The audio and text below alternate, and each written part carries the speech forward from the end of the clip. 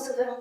Vous m'avez fait appeler et je suis là. Je suis bien l'inventeur et le créateur de ce jeu qui vous a tant plu. J'ai tant aimé ton jeu que je voudrais te récompenser.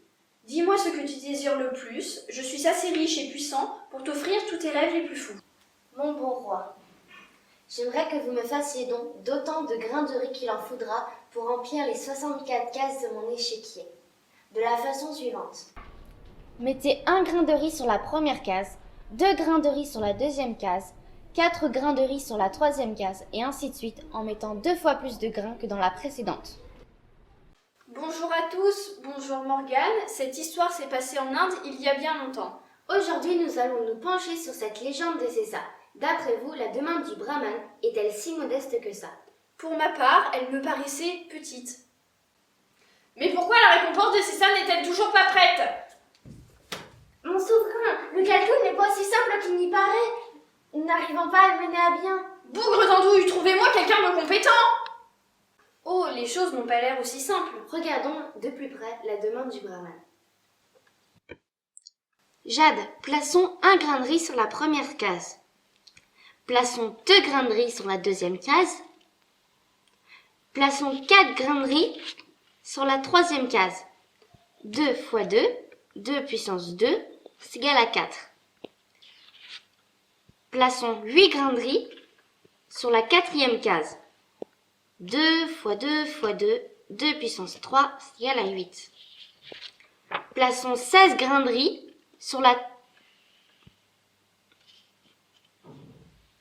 cinquième case. 2 fois 2 fois 2 fois 2, c'est égal à 2 puissance 4, c'est égal à 16. Et ainsi de suite, en mettant 2 fois plus de grains de riz que dans la précédente. Eh bien, on ne va pas aller loin avec ça. C'est ce que vous croyez? Regardez le nombre de grains sur la 20e case. Il est de 2 097 152. Et sur la 64e case, il est environ de 18 000 milliards de milliards. Nous avons calculé ça avec un ordinateur ou une calculatrice. Mais imaginez faire les mêmes calculs à la main comme faisaient les mathématiciens du souverain à l'époque. Es-tu plus compétent que les incapables qui t'ont précédé?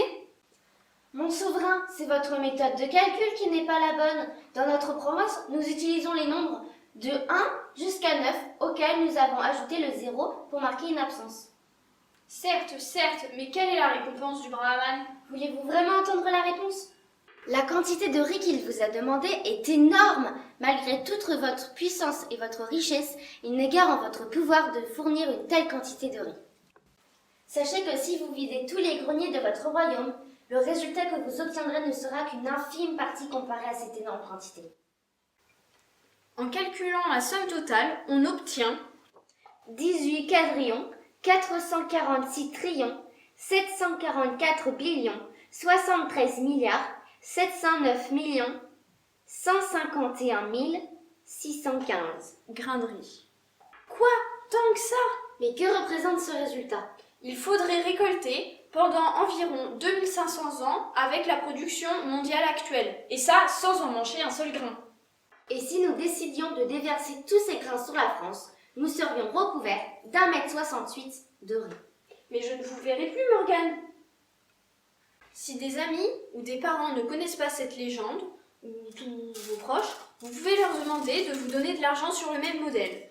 1 centime la première semaine, 2 centimes la deuxième semaine, 4 centimes la troisième semaine, ainsi de suite. Vous finiriez riche. Nous remercions les professeurs qui nous ont prêté tout ce matériel. N'oubliez pas de liker cette vidéo, de laisser un commentaire et de vous abonner. Mais n'oubliez pas aussi de regarder nos anciennes vidéos, cela nous fera très plaisir. À bientôt!